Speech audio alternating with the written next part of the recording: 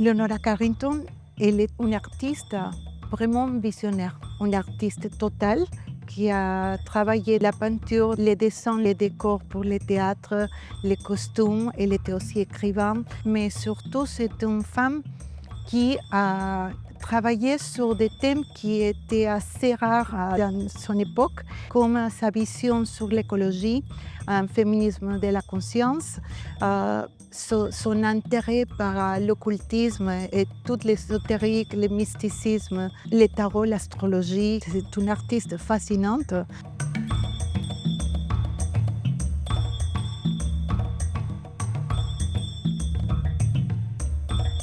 Je crois un contexte maintenant qui est riche et curieux dans les thèmes qu'elle traite.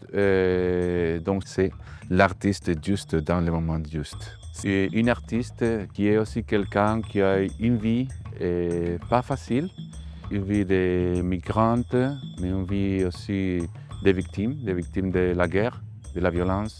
Et à partir de ça, elle a eu la capacité d'élaborer une œuvre artistique qui est une façon de se guérir tout ce qui affecte l'âme humaine dans le sens plus profond du mot. Tout ça est dans l'œuvre de Leonora Carrington. Dans la série Les Sœurs de la Lune, c'est toute une série d'aquarelles qu'elle a fait au moment où elle était à Florence. C'est la première fois qu'elle va dehors de l'Angleterre natale. Et on voit dans cette série d'aquarelles qu'elle représente des femmes très puissantes. Et c'est là qu'on va voir dans cette aquarelle des sujets qui seront importants pour elle jusqu'à la fin de sa vie.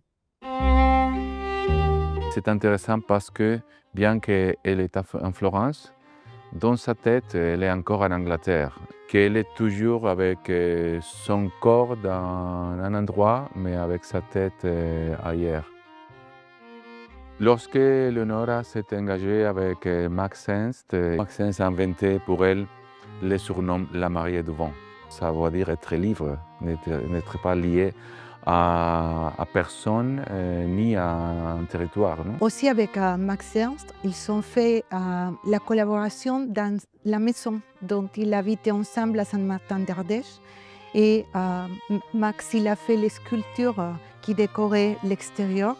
Et Carrington, elle a fait la peinture à l'intérieur. Elle a décoré les fenêtres, l'armoire. Et c'était un projet d'une œuvre d'art totale. Ces portes d'un armoire, il vient de la maison que Leonora Carrington a partagée avec Max Ernst. C'est une histoire très belle, mais aussi tragique, parce qu'ils ont dû échapper, parce qu'il a été arrêté. Mais la maison est restée là. Je suis allé à Saint-Martin-d'Ardèche, j'avais aucun contact, rien, et j'ai sonné la porte. Et il y avait un monsieur qui est sorti et il a dit bonjour. Et je lui ai dit, écoutez, je recherche sur Leonora Carrington, je voudrais voir la maison si possible, mais juste 5 minutes, vraiment, je ne vais pas déranger. Il m'a regardé tous en silence, il m'a dit 5 minutes, si vous n'avez que 5 minutes, je ne vous le montre pas. Vous avez besoin d'au moins 1 heure. Je suis entré, il m'a montré tout, il a ouvert les portes de cette armoire qui avait été peignée par Leonora dans les années 30. Il y a quelque chose de vivant, quelque chose de sacré, encore de la mémoire de Leonora là-bas.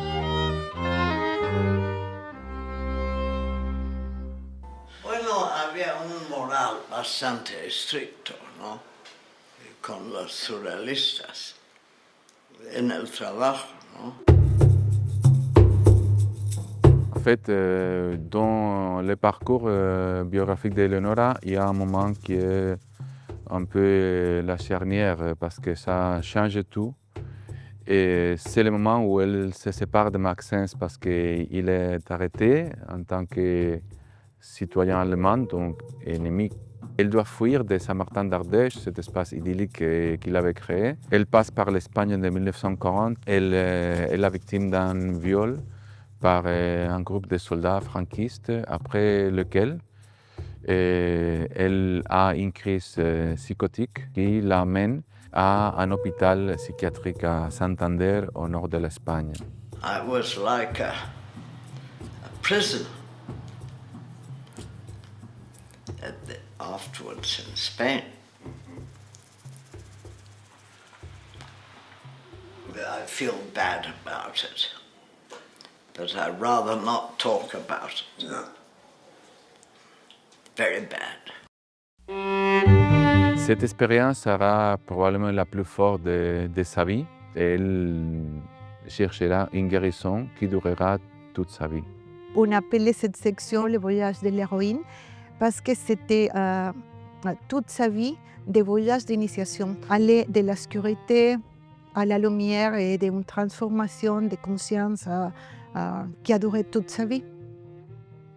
Mais dès qu'elle arrive au Mexique, ça commence à changer. Elle a trouvé aussi une communauté des amis des exiliés qui étaient déjà au Mexique. Et elle a rencontré Chiqui Weiss, il deviendra son mari et le père de ses deux fils.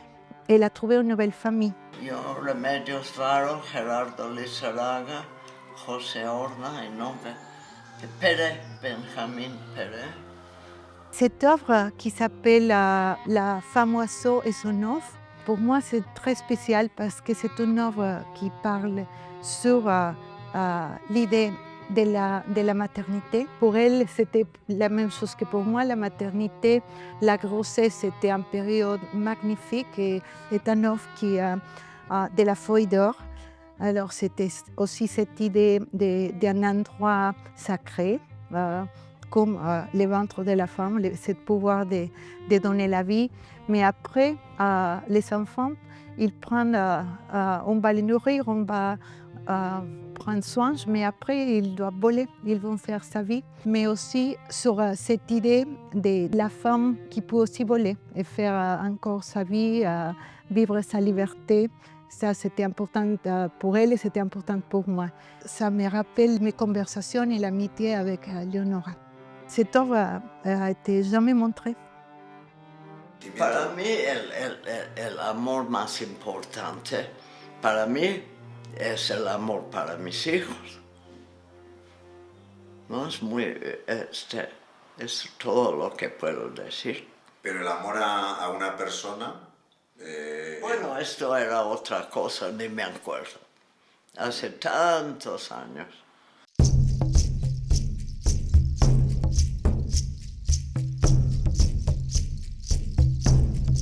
Pour elle, le Mexique a été très important.